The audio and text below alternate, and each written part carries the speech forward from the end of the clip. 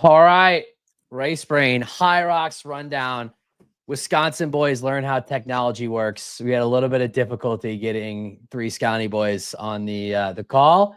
I'll let the users, our listeners, I guess, figure out which one it was, but it wasn't me and it wasn't Debo either. So, Dawson, welcome to the internet.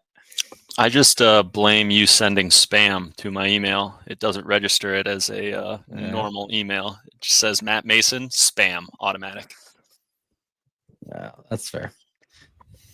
That's fair. All right, on today's show, you guessed it, we got the Scotty boys. We got Raw Debo. We've got Dawson Miller, and we've got Debo Marcus Wallace. How we doing, gentlemen? Good. Marcus and I have done a few more workouts together since the last time you saw us, so things are looking pretty good. I heard. Go ahead, Debo. There is strife within the team. We do have to pick a walkout song now for World Championship, so we will see what that is. Debo, what is your music personality like? I know what Dawson's is. I listen to Blink 182 on repeat for probably 5 to 6 hours a week at least. Is that your threshold running playlist? It's just Blink 182. Just Blink 182 all day, every day, double threshold. That is way too soft for Dawson, so I can understand why there's strife. If you walk into Dropout Athletics at 7:30 at night and Dawson is the only one there, you just walked into a metalcore show. There's bodies. There's no one else in there, but bodies are flying. That's just the way that it works. Well, another fun fact into the Raw Debo saga is we essentially went to a Blink 182 concert together. That's just the type of commitment you get to, us being teammates. Is we're doing everything together. Dawson is changing his musical preference for Debo. I love this. All right, boys. On today's show, Debo's got a little teaser for us to start. Then we will talk HYROX London Doubles recap, and then if we've got time, if time allows, we got a couple of other segments from the boys that we'll go through. But Debo, you're up first. Hit us with it. This will not be like a Jack teaser. I do not have the spreadsheets and the stats of him, but I have been putting something together for the RaceBrain Media newsletter, which will be going out this week. RaceBrain.media. Go there, subscribe to the newsletter, and you'll get a little taste of this. But if you are a loyal listener, you get to hear it a little bit ahead of time. On Monday, with the close of the doubles race, the elite field is finalized for Chicago. There are 70 total men and women who will be racing in either the elite individuals or the elite doubles. My first question for the squad is, how many countries will be represented within that elite field? I'm going to say United States. 20. There's a 10-second limit on your guess. 21? 21.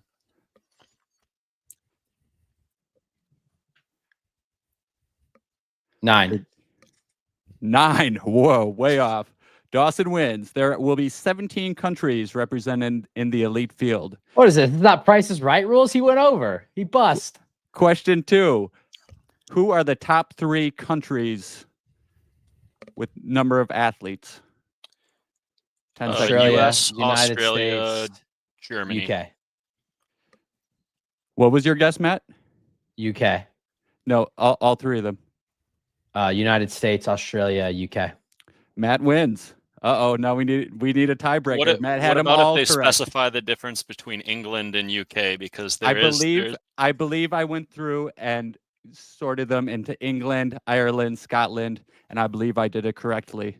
Although it doesn't matter because the only person, I don't think we didn't have anybody from Ireland break in, and then the only person that would be outside of England would be Ireland. Graham. You have Jeremy. Oh, good point. Okay. Correct. Right, and there was one. Also a Scottish lady, Nicola Macbeth, qualified for the doubles out of Australia. Got it. Okay. All right. Fair enough. Jeremy McConnell Cook. Yeah, give him a follow. Let's see. We need a tiebreaker. This will be the last one. This will be whoever gets it first, because I think it's a bit of an easier one. A super team is defined as a doubles team that has 2 individual elite qualifiers on it. How many super teams are there in the doubles field? Men and women. Men and women. 5, 6, 6, I was 6, gonna say 6. 6. I go 7 then. 7. 6. Well, we are still stuck at a tie because there's only 4. Rich Ryan and Palayo, James Kelly, Jake Dearden, Lauren Weeks, Lauren Griffith, and Sinead Bent and Lucy Proctor. What about Bo Wills? Who's yeah, is that Eugenio? Oh, yeah, that's right. Dang it. Eugenio has not qualified for individuals this year. He's been in majors. You're right. Okay, yeah, you're right. And then Zara didn't make it. Kent didn't make it, so Shadeg doesn't count. Okay. All right. That's a good one. That's a good one. We'll try one more tiebreaker. This will be the final one. From last year's individual elite field. So there were 30 men or 30 men and women combined. How many of them will return this year and race either in an individual or a double? So if they were individual last year and they're doubles this year, they still count in this number. How many will return? 23. The women's field is almost completely turned over.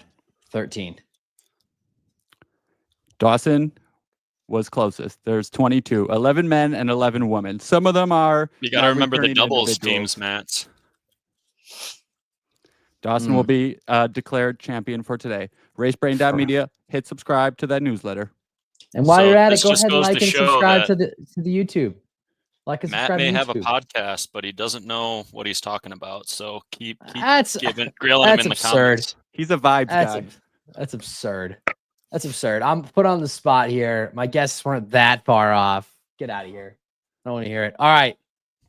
London doubles. Boys, everybody get a chance to watch the race. Watch both on Instagram and the awesome YouTube video that HYROX put out. I wish they had that for Houston for my memory bank. Yeah, it's I wonder why they decided to do that one and not the others. I mean, it's pretty obvious. It's in Europe. The 2 that were in Europe are the 2 that they did the recaps on. Every other one, I mean, it makes sense. That's all fair. the people are over there. That's all fair, this, except for what they have about all Paris? The resources, yeah. They didn't do it for Paris. That Paris, they didn't do the full recap with the announcers, but the little video with the cool music was pretty awesome. Yeah, my guess is it's because like this was the LCQ for Elite 15 doubles, so that would be. I swear that wasn't there. There was the exact same thing for Paris. YouTube recap. They didn't thing. have as much of the announcers and commentators in it. Yeah, I thought it was still like 17-minute recap. Maybe I don't know. Let's look. Whatever they at least had something for Paris. It was really funny. Did you guys notice in the recap that the guy was doing? Oh yeah, they takes, did. Yeah, and here it they kept is. in one of his takes where he was speaking gibberish at the end. I thought that was pretty funny. He's going over like the women's results, and he's like, "Oh, blah, blah, blah, I'm gonna redo this one," and then they just put that in the YouTube. Didn't cut to a different take. Yeah, so I'm looking at this. They did release something 7 days ago, but it wasn't as put together. It looks like it's just highlights. Unlike what they did for LCQ and then this London race. All right, let's get into it. Where do we want to start, fellas? We'll start men or women. We should start with the men. I think we should also acknowledge them. We didn't have any later heat spoilers this week as well, which was nice to see. I think they did a good job getting all the heats together. Besides for the Van Linden Loose, who they intentionally put them in a later heat. Yeah, that was kind of a weird thing. Till was like, oh, well, we've got the Van and Linden loops 30 minutes later. And it's like, why even call that out? They can't impact the race. So, not to hate on Till, but it was a weird call out. Yeah, I mean, you got to understand that not everybody watching these races has enough, pays attention as much as us. So if they see them in the results and there's including their lead commentator. I mean, if you see the results at the end, at least you have some sort of, knowledge of what's going on versus confusion at the end. Yeah. Yeah, this race, we didn't have anybody from the later heat. I have to imagine that and this is pure speculation, I don't know anything. I have to imagine that a lot of that is just a result of this race has probably been sold out for months. These UK races are often like you can't really get in last minute unless you can buy a ticket off of someone. So my guess is it's sold out. When we know, like Meg and Camila talked about this, they had to actually work with HYROX to get a spot for Which I the disagree with. they had to work with them to get a spot for the UK race. So it could just be that like people hadn't, they thought they'd already have their spot at this point. But the race was a good one. I mean, top 5 finishers. I'll just go through them really quick. Charlie Bottrell and Ollie Russell took the win, 50:02. Jake Williamson and Alan Plough, 50:06. Heidi Wiersma and Thierry Wilgenberg, 50:07. Thomas Fry and Alan Kale, 50:11. Ollie Fricker, Sean Noble, 50:38. And then we had one other team, Geoffrey Voisin and Guillaume Lavoie at 50:07. So we had 6 teams under 51 minutes. But the story is the top 4 teams were within 9 seconds of each other. The race was super exciting. And I think the thing that I took away from this is Jake Williamson and Alan Plough are, I don't know if you all will agree with this because this is a little bit weird because this is your competition, but that is a team to be that is going to be right up there in contention. I mean, they were 50:06, but they had the issue on the sled pull where they left early. They almost got around the gate and got pulled back. I don't know how many seconds that cost them. Probably at least 10, maybe 12. And then there was the farmer's carry thing as well. That probably cost them 5 seconds. So, I mean, that right there, I think it's definitely fair to say that they probably would have won if not for those. Now, granted, though that happens in racing. I'm not saying that it doesn't, but you got to think that they would clean that up. I mean, that could very easily be a 49 high team. If you're going to allow one team to take back mistakes, though, then you got to allow every team to take back mistakes. So I'm not allowing one. I'm not allowing them to take back mistakes. I'm just saying 50:06 in their first time together, they cleaned those things up. They were the best team on the course in this. Just, the time doesn't indicate that because of a couple of slip ups. Do you not agree? I mean, they didn't win, so they weren't the best team that day, but they have incredible potential. It was awesome to see. I know Jake Williamson. Debo and I are going to fight for a while. But yes, and they were. I even saw in the recap they were wall ball for wall ball next to each other. I think Alan got like one wall ball at like 97, no repped. So I mean, yeah, they were very, very close to winning. Yeah, and this is a rare occurrence where I have raced both of these competitors. There's not very many teams that I have actually had some familiarity with. So Alan beat me by half a second at Worlds last year while I was blowing up on the wall balls, and Jake and I ran against each other. It was an epic blow up, though. It was an epic blow up. That ball was the sweatiest of wall balls ever been. Dawson was saturated, like he had just come out of the river descent. But yeah, so like I said, they're both around at least my ability level in the last few races that we've raced against, and they both have a like soccer background. I know Alan trains a lot of soccer players, so he deals with a lot of that, both having, explosive movements along with cardio, and Jake is a former soccer player. So it just, goes back to the fact that, I mean, I don't know if it's well known on here, but I've just said that transitioning from being a soccer player, high level athlete, definitely transitions over to HYROX, and more specifically in the doubles where you have that very high output. And he's from Slovenia. Tadej Primoz, great endurance. That's Rich. That's Rich's boy. That's the Slovenian Rich Ryan. All right, that's Rich's boy. He loves him some Alan Plough. Yeah, I mean, I think that like we've obviously talked about this in the last couple of shows, but it's just so exciting to see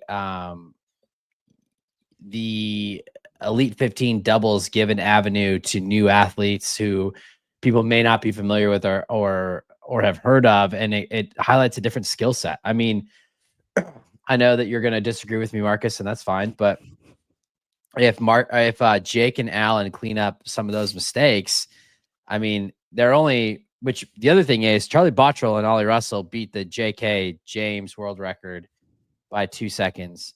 Jake and Allen had that too. So, I mean, and it's cool because Jake obviously has been trying to get in the Elite 15. You know, he has run a, keep me honest, Debo, what, 57 mid at this point is his I PR? believe so. Yes. Yeah. So he's a very strong solo athlete. He has been unlucky to not get into the Elite 15. But now he's in. And this entire well, I guess Heidi is in.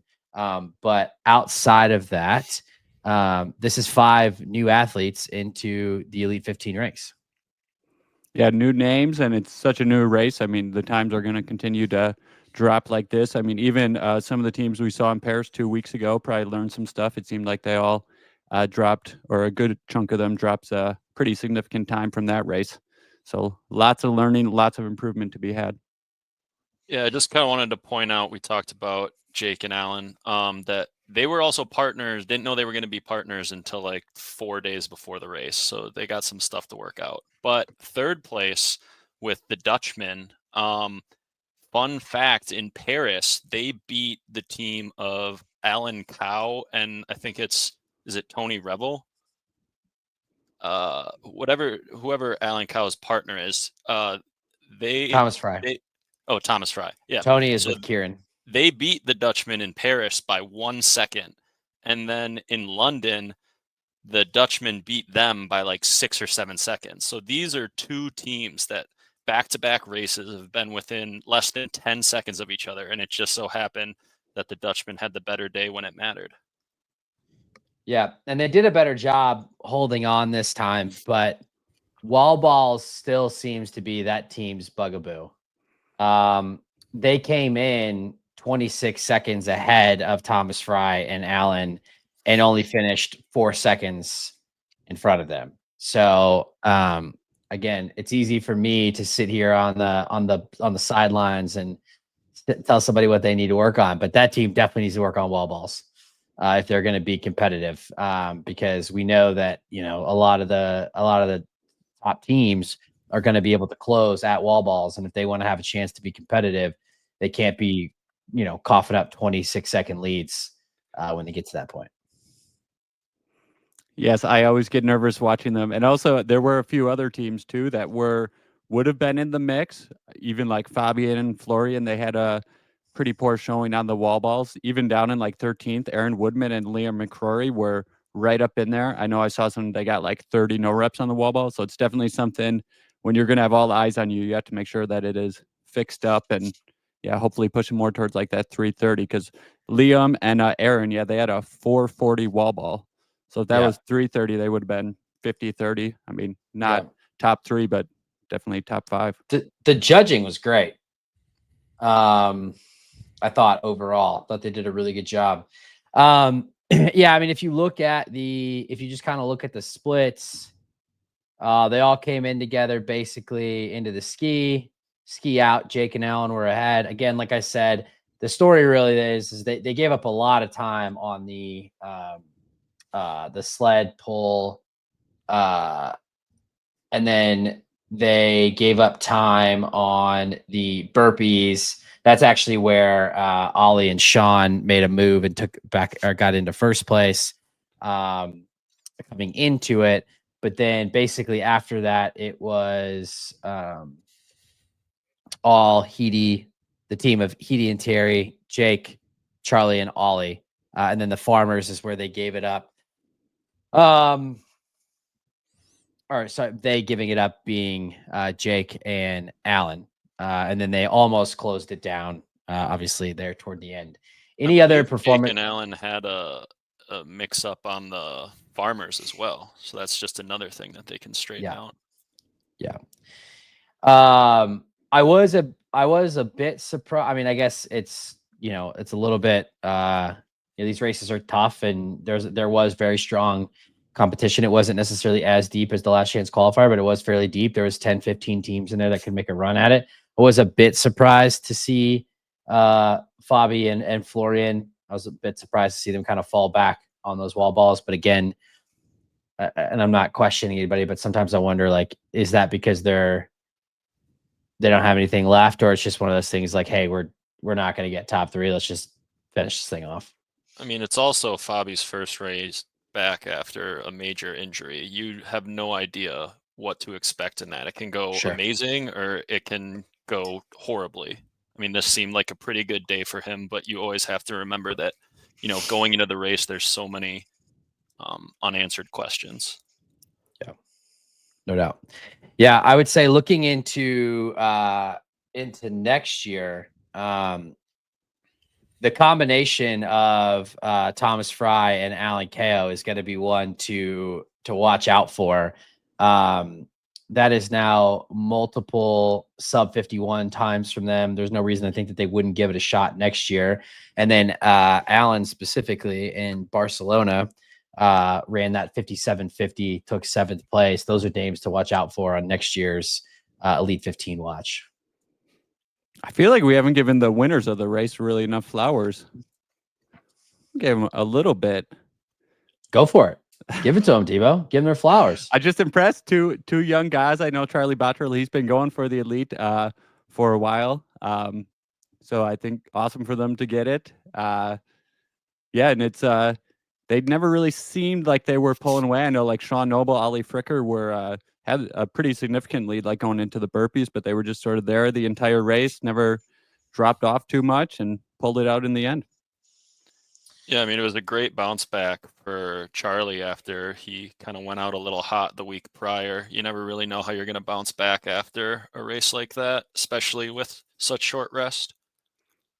Helps. Yeah, you got to think that I mean, we talked about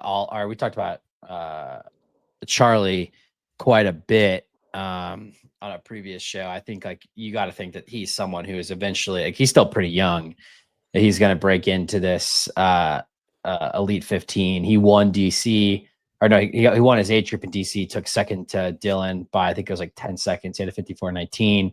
He has run 58 low in the pro. Obviously, as Dawson mentioned, Barcelona didn't go the way that he wanted to, but like I said, he's young. I mean, that's a 50.02 that's a serious time. That's the 3rd fastest time of all time. Times don't matter, but it's still the 3rd fastest of all time. Dawson? Times definitely don't matter. Yeah, I mean, which of these teams is Rod Debo scared of? That's the real question. Anybody, anytime, anywhere? Yeah. Ask better questions, please. Okay. All right, Debo. Debo's feeling it. All right. Anything else that I missed on the men's side? No, I think that about wraps it up. All right. On to the ladies. Top 5 teams: Lucy Proctor and Sinead Bent taking the win, 55-52. Meg Jacoby, Camila Massa. Meg is back, 56-19. From a later heat, and does not matter for the doubles, but they did take 3rd overall. Margot and Charlotte van den Lindenloof, 56-20. Your 3rd qualifier, Zara Piergiani and Kate Davey, 56-42. Rounding out the top 5, Jana Liebenstedt and Jade Skillen, 57-54.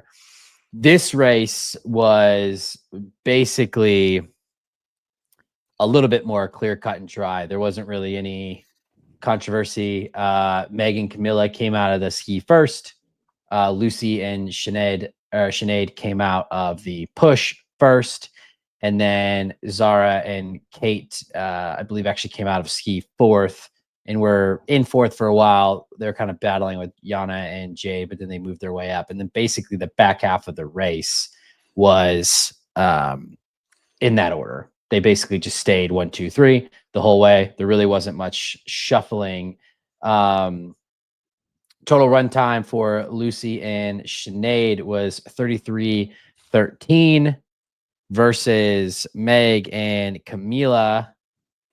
It was about 34.0, call it like 34.05. So basically, that's actually kind of what I wrote down. I mean, Sinead and Lucy can run. I think they're on a they're gonna be a problem. I may have a new favorite athlete in the women's field. I love how Sinead or Lucy. Sinead races. She had quite a awesome 2 weekends. She just attacks everything, it seems like. If you watch back the sled push on the last length, she pushed the entire thing and fast.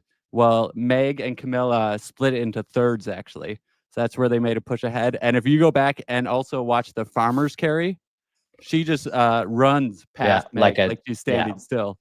It was like Till actually commented on it. She looks like she's not even like doesn't look like a strength athlete, but it doesn't even look like there's weight in her hands. Yes. I mean, she just flies with the those way farmers. she rows, highly inefficient, but just throws her hair around, looks incredible.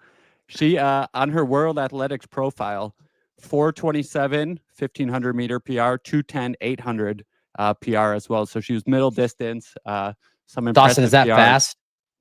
Yes, that's very fast. So Debo and I are on the same wavelength. He basically said and stole everything I was going to say. She is the perfect embodiment of a middle distant athlete doing HYROX.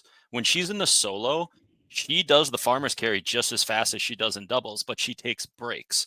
She'd rather go fast and take small breaks than to split it all up. And you saw it on the sled push. You saw it on the farmer's carry. Yes, people are talking about the inefficiencies in some of her stations, but you're not looking at how effective what she's doing is. She's putting a lot of power into it, and it doesn't look as pretty, but it's so much more effective. Like, you have people talking, oh, her hair is whipping around, oh, all this stuff. Look at the metrics on the rower, and then see if you can go that fast with perfect form. It's like, you don't have to have these pristine looking things to be good at this sport. You just have to be able to put out the power and to be able to rest quickly and recover and get right back at it. Optics are one thing. You cannot fault performance. How do you rest quickly? Well, as you know, Marcus, on all of our workouts, your heart rate is much lower than mine. So you rest much quicker than I do. I like it. I think it's recovering. But yes, I mean, she's fun. Like, she's fun to watch. She races hard. Her performance in the LCQ was impressive. Like, her stock is definitely rising. I think part of the reason why she connected with Lucy was because they announced that they're both Gymshark athletes now, along with Jake Williamson. But I mean, it's hard not to root for her. And then she kind of told her backstory after the LCQ. Sounds like she grew up in a rough neighborhood in England. Obviously is a very strong middle distance runner, as we've noted, and she just races hard. Like, I think the thing that sticks out to me on the row is like not even like the head bobbing. She just looks like, you know how Hunter has like the Hunter face of like, he just like looks like he's like fighting against the air and just like looks like he's in pain and is just like thrashing. She's got like a very distinct, like, she just like looks like she's like fighting it the entire time.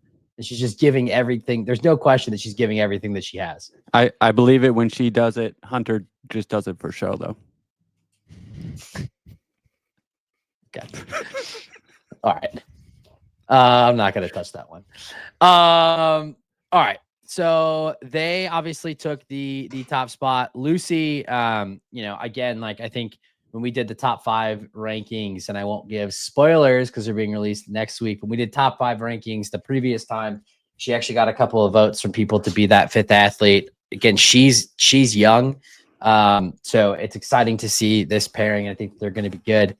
Meg and Camila took second fairly comfortably in terms of where Zara and Kate Davey were. They beat them by 23 seconds. I mean, Meg, if there is any question on Meg's fitness and if Meg is back, I think the answer is, well, there should be no questions. And she never really looked pressed at any point during that race. I mean, she looked like she was just very calm, in control the entire time, was blasting the runs, hammered the stations when it was her turn. I think it's fair to say she's back for World Championships. Yeah, I mean, she's done what now, 2 doubles both mixed and women's pro. She said she's going to do one more solo before Worlds just to get something under her belt. And that'll be kind of a big indicator of what's to come. Is that still the plan? She said she was doing Berlin, last I heard. Oh, that's right. That's right. Gotta get to that sweet, sweet airfield. That one lapper, not even a lap, that straight liner. I would love to see the calculation on that, because it's a straight line out, and then the rock zone is all right there. There's just no way that's right. Cool temperatures. Yeah, I hope it rains. I hope it's I hope it's 90 degrees that day. The old Kendrick line, I'm the biggest hater. That would be Debo. So put that under Marcus Wallace. And then good for Camila finding a way into the Elite 15 race. Great athlete, great human being. Glad to see that she'll be there. And then the final spot went to Zara and Kate. And they took third fairly comfortably. It was about 50 seconds, 52 seconds was the gap. I guess my question is, obviously Kate's coming back from a ankle injury. This is her first race. She just started running recently. Were you surprised how far back off the lead this team was? No, you can go, Marcus. I was a bit surprised that they weren't in the mix, especially from the beginning, but then it seemed like they sort of held steady with the gap. But if you did watch the after race interview with Kate, she did talk about being in quite a bit of pain. So I don't think she's near 100%. I think that may have been the biggest contributing factor there.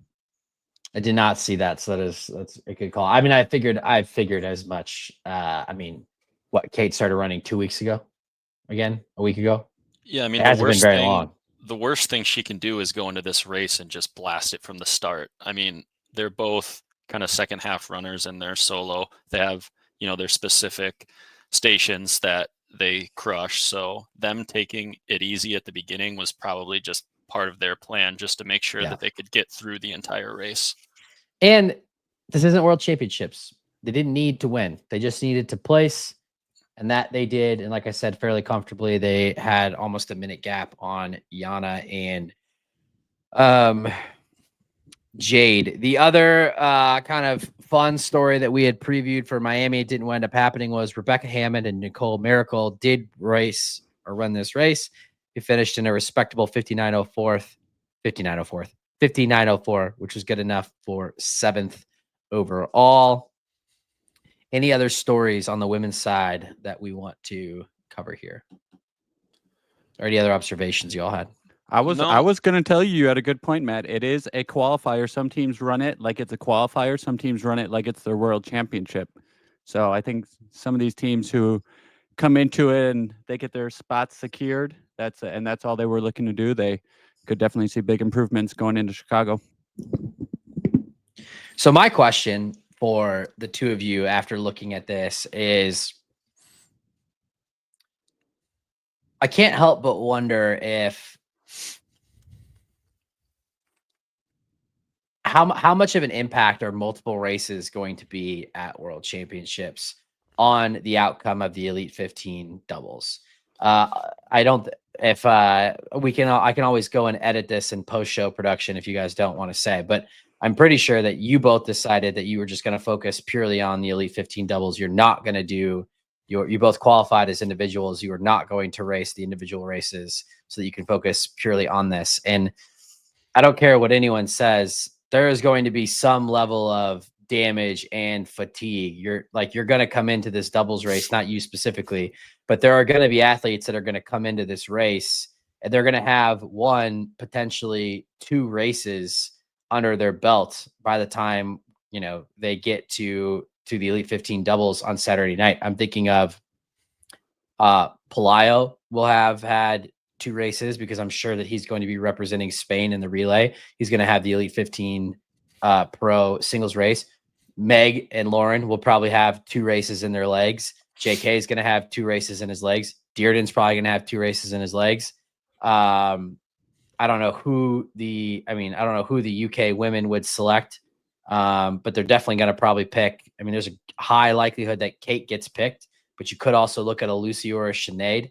And so then I wonder, like those teams out there, like the Charlie Bottrells and the Ollie Russells, if they decide to focus on that, or the Raw Debos, or the Vanden Lindenloofs, are we potentially setting ourselves up for a situation where one of these non-elite 15 elite 15 teams winds up kind of shocking the world because of the amount of volume of racing that's going to happen at Worlds? So Marcus and I are not running our individual races. We both decided that really the only benefit that we saw to running those were just like, getting a personal PR or potentially setting up fast times for the qualification system next year for the Elite 15 solo, which we don't know what the qualification will be. So we both kind of decided that just going all in on the doubles would make the most sense just from our standpoint, just because that does give us an advantage over people who have to race. On your other question, you always want your shortest, fastest race to be last, always. That's why when they moved the relay from Sunday to Friday, I thought it was a mistake, because you will hinder yourself more by doing an all-out effort for 7 minutes full bore than you will by doing a solo controlled at your threshold pace. Just the amount of damage that you'll do to yourself, it will affect your race the next day. So I would be more worried about people who are doing the relay than I would be about people doing a solo. Just because you have the potential to do so much more damage to yourself in that relay, and the recoverability for performing the next day versus the solo and getting 2 days recovery. Marcus and I, if we were doing the solo, would have only had 1 day recovery from Saturday to Sunday. So that was another reason why we decided not to do it. I also think you don't want to just look at the actual race itself and the physical demands of it. Think about this, the men's elite race on Thursday evening. It's a normal 8:30 start. You aren't going to bed until 2 a.m. if you get to sleep. So your recovery is going to be hindered if you're waking up and doing that relay the next day. I think there will be some very tired boys come Saturday evening. I think that's my question, though. So do we agree, though? I'm not saying that it's going to cost somebody, but we agree that that is going to impact their ability to reach their top end. It's the reason why we're not racing, if that makes sense. We feel like we have an advantage if we're not racing, so obviously they would be at a disadvantage. But we don't need the advantage, but we'll take it if given. I got the answer I was looking for. Also, even like Tia, she is doing mixed doubles with James Newberry hours before the elite doubles on Saturday. So they could have come in as a favor. I think with that, I would say it's going to be very tough for them to win. Of course, she is. I'm pretty surprised. I'm pretty surprised by that. Like, this isn't a, I mean, I know that she is maybe the best female athlete alive on the planet. She has a history of doing hard events multiple times in a day, but I just don't know accessing that threshold pace, because they've been pretty honest that like she's trying to win both. She's trying to win mixed doubles, so they're going to go fast, and then she wants to win the elites.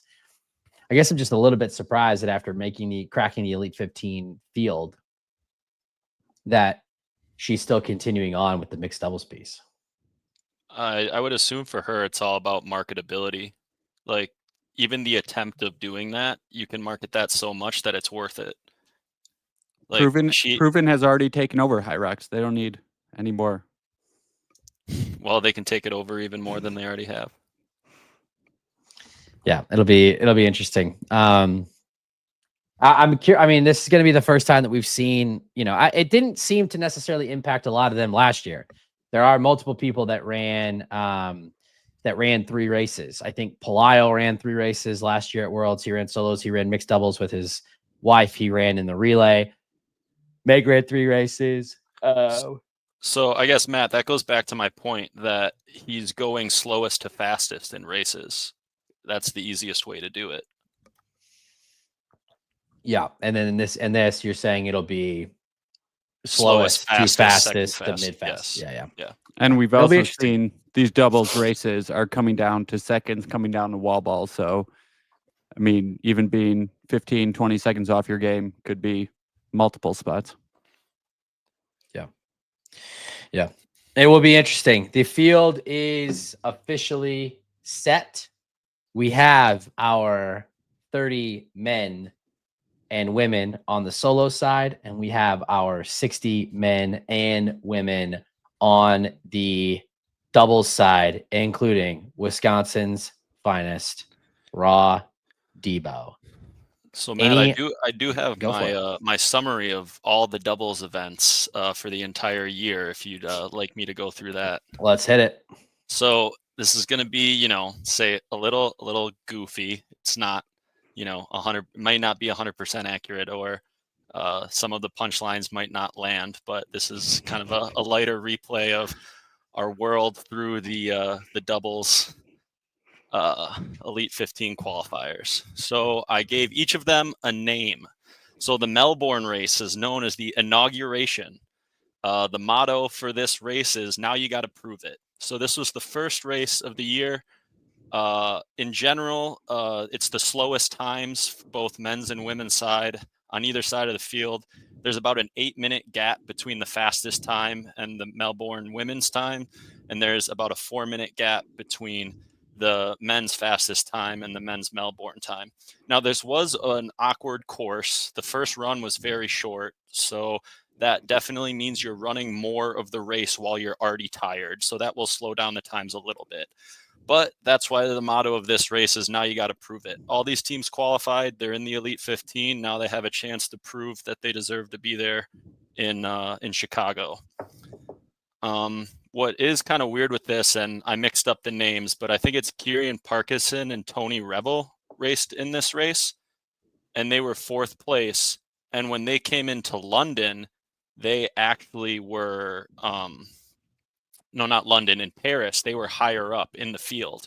So that shows you that even though the times might not dictate exactly, that people are close, at least when they're racing in similar races with the same people, they are kind of closer to the ability level of the other races. The only downside is the 3rd place team in this race, they came to London and ran in a different heat, and they ended up getting 12th overall. So that just kind of shows you that depending on the group and the pairing, there could be some, there's points that say that the races will be closer together, and there's points that say that they actually are slower than the rest of the field. So they will have a chance in Chicago. Peter and Tom did say it was a training race on their Instagram. Okay. Well, after the race, not before. All right. So now moving on to Houston. This is the Tia Toomey takeover race. This is where we started asking a lot of questions about the qualifying system.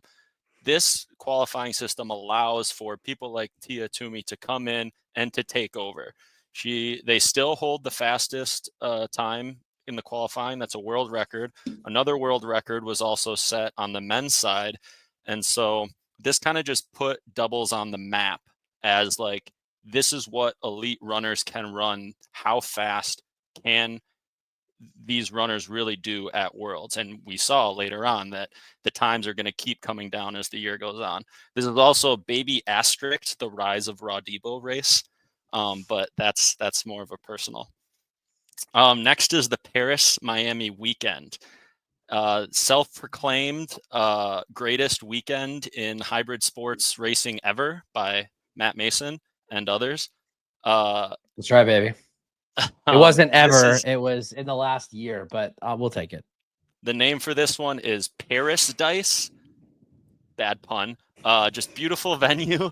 Awesome. Just pictures. Looked. A lot of people have said that they're going to try to travel to this venue next year just for the scenery. So Paris Dice. It also was the second time in history that there was a German occupation of Paris. So the two top women's teams were both German. That's going to get us canceled. There was some tension there. Also on the men's side, there was another German team. not as dominant. But there were so many teams. If Houston showed us how fast these times can get, Paris showed us how close all of these teams are and how little mistakes can make a huge difference, and there's no margin for error. Next is the Miami Heat. The men's race was blazing fast in this one. 2 teams broke the world record and showed kind of how fast doubles can be done. However, they did not break the Americans over 200 pounds collectively record held by Raw Debo.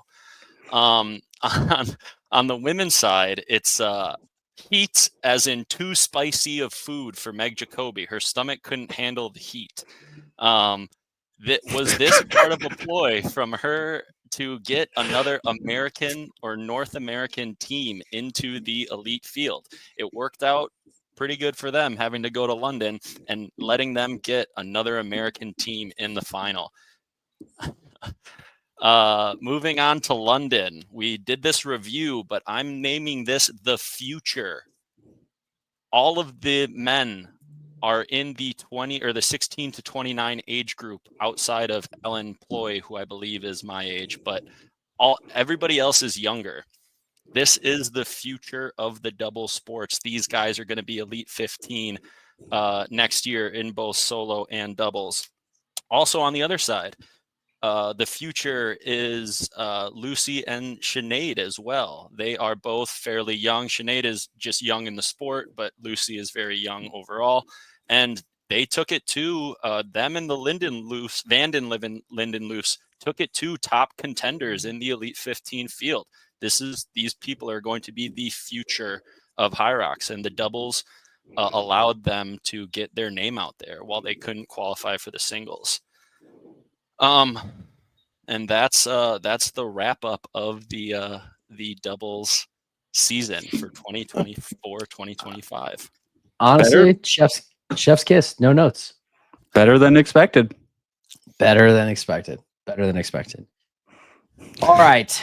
One final topic before I let the boys go. We're gonna have a little fun. Our friends down under clipped us and made a little stir. So we're gonna have a little fun with this. We're gonna do we're gonna do cross country scoring. Dawson has already done the Matt, I have a Excel file I can pull up if you want me to. All right, go for it. All right. Devo's not familiar with cross country scoring, so I will fill him in while you're pulling this up. So the way that this is going to work, we have broken out the men into 4 unique teams. It does not work out perfectly because there's 15 men, not 16 men. But basically, the way cross country scoring works is it would be the 3 lowest scores from this segment of people counts for placing. So we've broken them into, these are the men's qualifiers. We've got the USA represented by Rylan Shadegg, Dylan Scott, Hunter McIntyre, Rich Ryan. North EU, Graham Holiday, Jake Dearden, Heedy, and Tim Vinish. And then South EU, Pelayo, Tomash, Alex. And then Oceania, very important distinction. Oceania, John Wynn, Tom Rogers. No Asia, just Oceania. Tom Rogers, Bo Wills, and James Kelly. So, Debo, the way that you would think about this is if JK took first, Bo took third, and let's say Wynn took 7th, their score is 11. So, with cross-country scoring, we are determining which of these 4 teams do we think wins in a cross-country meet. So, and the reason Tim is highlighted is because he can flow in between both South and North EU. Just based on what I thought we should put him in North EU just because South EU has the reigning champion and Pelayo, who I believe was 4th last year. So I was going to leave it up to debate for you guys where we should put Tim on a team. I think we could just. Can I say one thing quick? What do you think of this, Matt? I was also playing dumb for the audience for a better listening experience. I was gonna say, there's no way you don't know what cross country scoring is. I think I just took the bait. All right. I say we just have Tim play both teams. That's fine because I think you just really have to think of who are your top 3 scorers and what are their places. All right. So we need to do this a serious question. Is this for a HYROX or is this for an 8K cross country course? It's for HYROX. This is for HYROX. We are gonna Dawson and I have real jobs we're gonna have to get to, so we're not gonna have a ton of time for debate. But I'm curious, maybe just the order. How do you think these teams finish? Right We'll go away, Dawson stand first. out. I see a couple teams. Devo feels confident. I don't have the finish yet, but I do see a couple teams. It's like, okay, we have USA.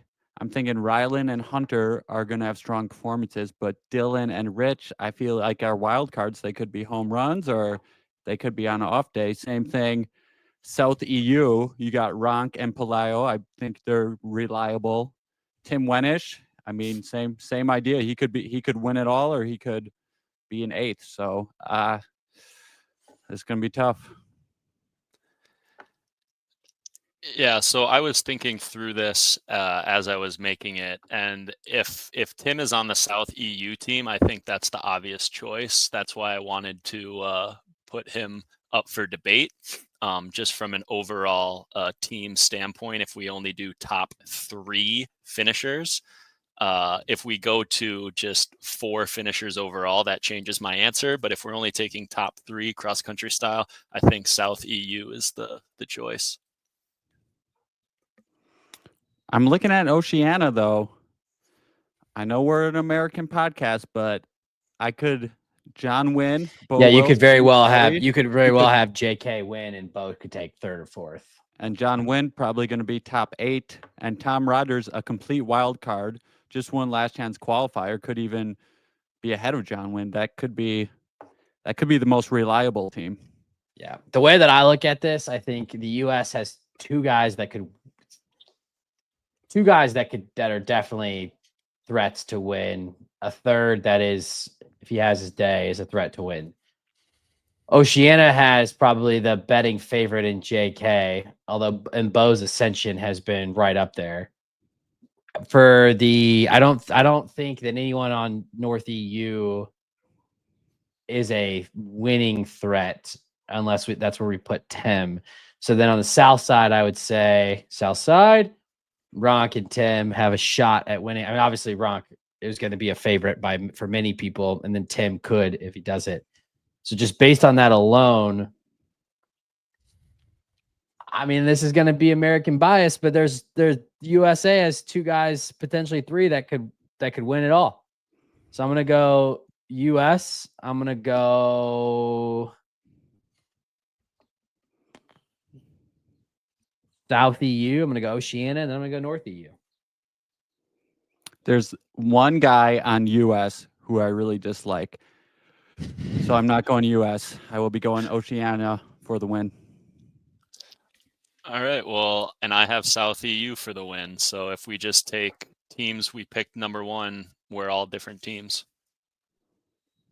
All right. Show us the women. So again, I'll preface this by I was making history pun jokes. There's nothing here that is personal.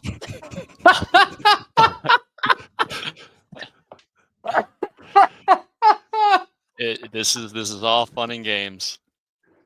All right. Well, just looking at this is a little bit more clear cut and dry to me. It's US 1, it's England and the Criminals to the Crown 2, and it's Europe proper 3.